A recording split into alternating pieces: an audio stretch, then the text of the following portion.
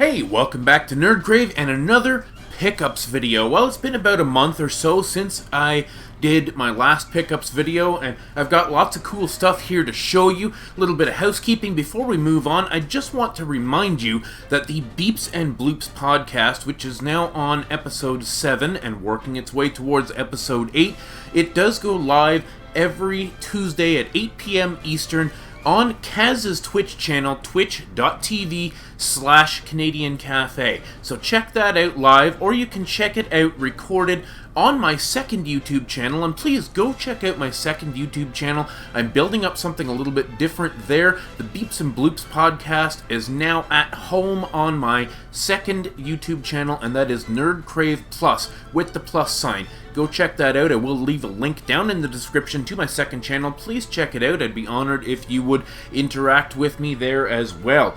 So getting on to the pickup, something that I've had for about a month now, and I've been testing this. I've worked with this company before, Oivo Games, and I really appreciate their products. They make some pretty solid products. I've shown you you can see in the background right here, the Switch handheld controller that they sent me. I use that almost all the time in handheld and absolutely love it. Well, they sent me over a Xbox One and Xbox Series charging dock. Here's the dock here.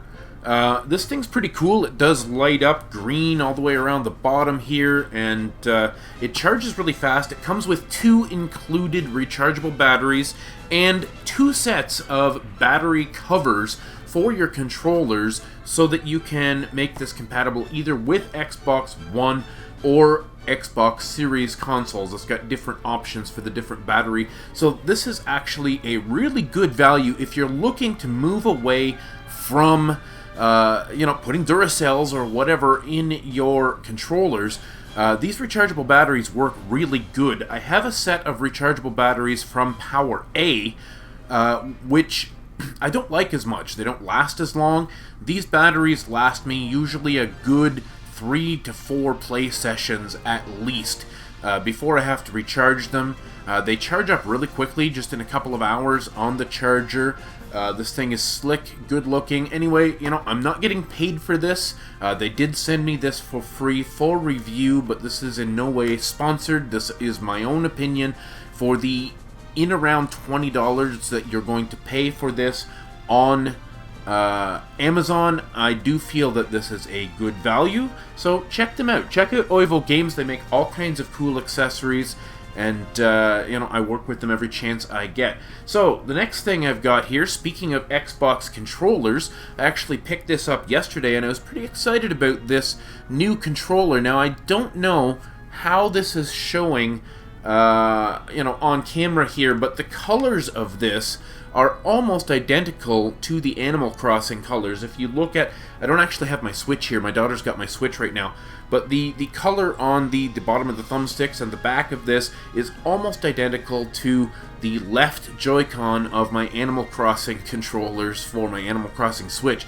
And I absolutely love this color scheme, this kind of, sort of soft gray with the sort of seafoam color, and then actually the triggers and bumpers on the back here are of a more glossy material. I don't know, it's somehow seems, if you compare the this is actually, come to think of it, this is actually the battery cover for the charging dock, which doesn't look great on a black controller, but you can see the battery cover on the back of my white controller looks fine, so maybe they should make some other options for colors. That would be good.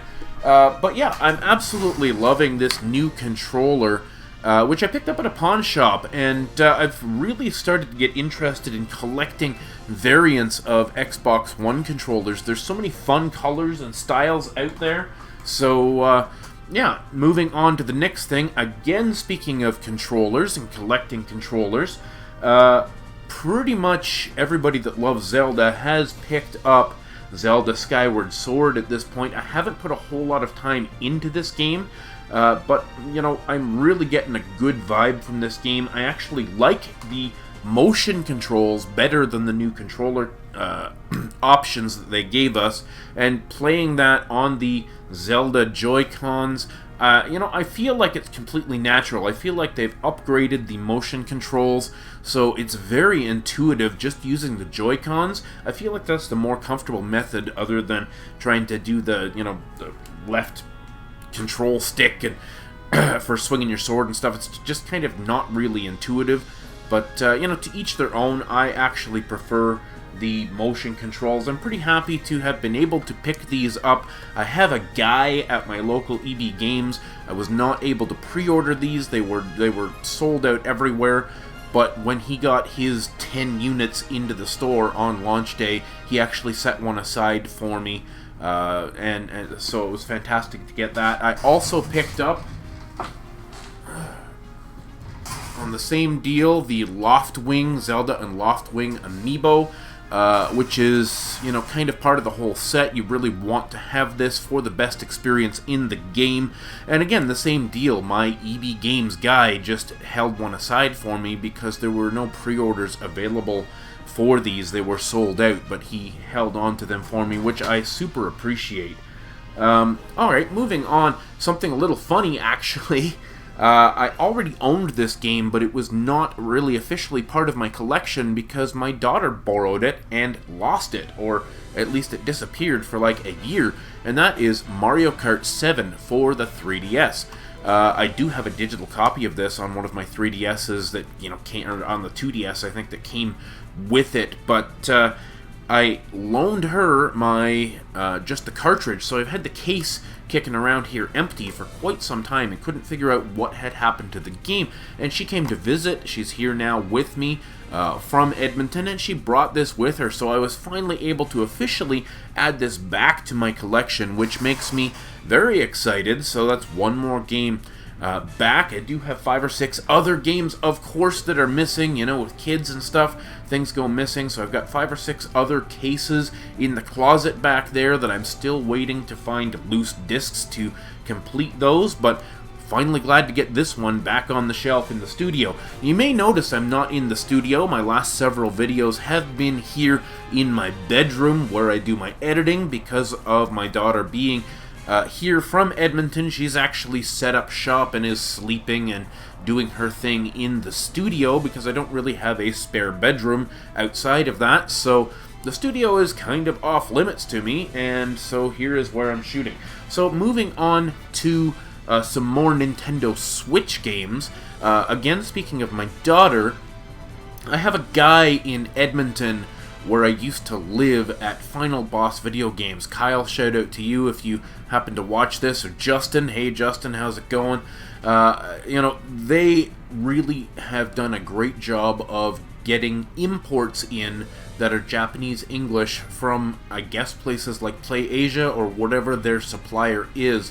But they make it really easy for me to get my hands on a lot of these Japanese English games.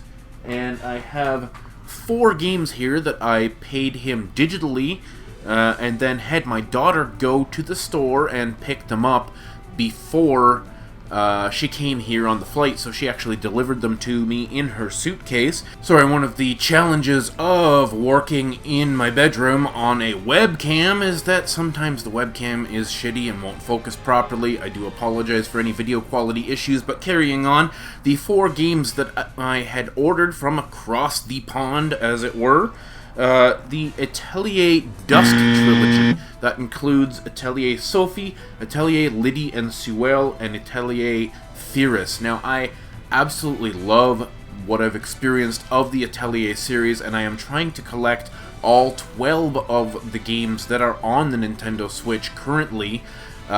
These DX versions of the trilogies are fairly expensive. I had to pay, I believe, about $110 or $120 Canadian by the time this was actually imported and everything. But you do get 3 complete games on here, so I really don't feel like that's a bad deal.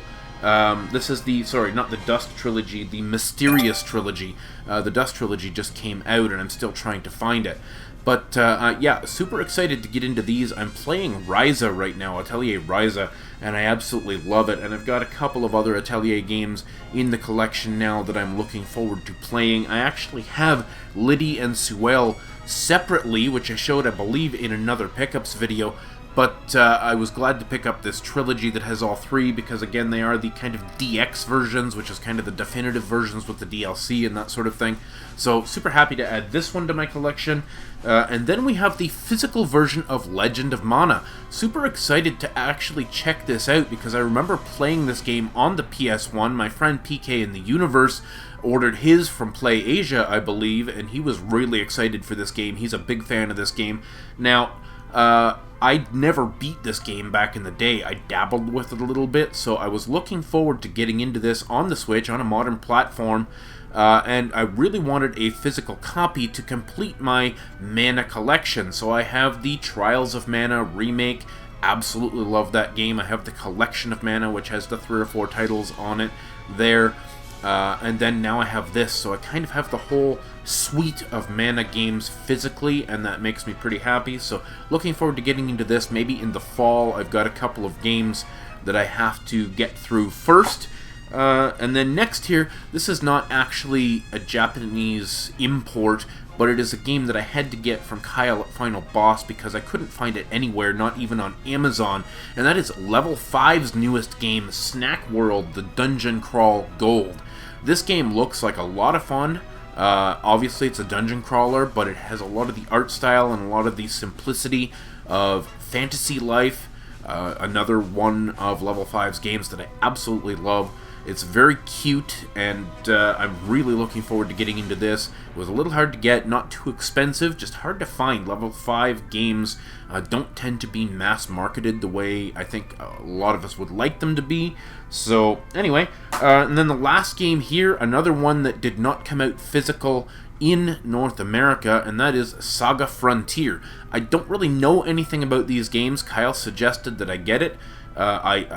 I'm aware of them, but I've never played a Saga game, so I don't really know what to expect here, but I thought it was unique enough, not being available in North America. I would grab it up anyway. I'm going to check this out again, probably later in the fall or towards the winter, because I have several big games on the go right now. So let me know down in the comments, guys, if you've played any of the Saga games. What am I going to be expecting to get into here? You know, it's one thing to watch a YouTube video or a review or a trailer or something, but getting first-hand feedback is always fantastic. So please comment, like, and subscribe if you haven't subscribed already. There's all kinds of content like this coming out multiple times a week. Hit that like button, it helps out a ton, gets this video out in front of more eyeballs, which I really appreciate. Anyways, moving on here, a couple more Switch games in the collection.